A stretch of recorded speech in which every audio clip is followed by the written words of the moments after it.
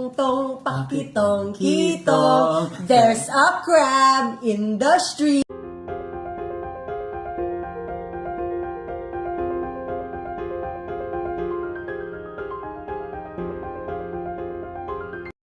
Hello at welcome back sa aking channel. Asawa ni Michael Daes na si Megan Young may nakakatuwang version na kanta para kay Baby Leon.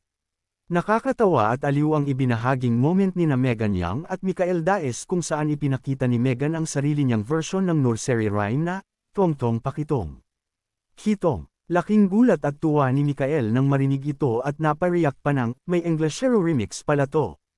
Ayon pa kay Michael, araw-araw ka talaga may natututunan, lalo na't iba-iba pala ang kinalakihang version ng mga simpleng kantang pambata.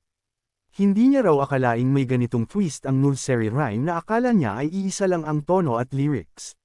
Pero aminado rin siya na kahit kakaiba, sobrang fun at catchy ng version ni Megan. Ngayon tuloy, inaasahan na niya na may English remix na ang lahat ng nursery rhyme sa susunod, patunay lang G kanilang kulit, saya, at swak na chemistry bilang mag-asawa. Leon, wanna sing?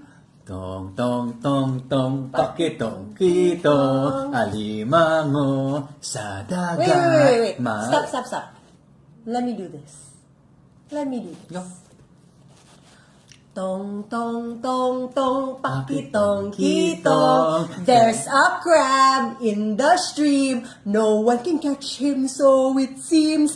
I'm the one, yes I'm the one, who will catch him just for fun. Tong tong tong tong pakitong kitong, alimango sa dagat.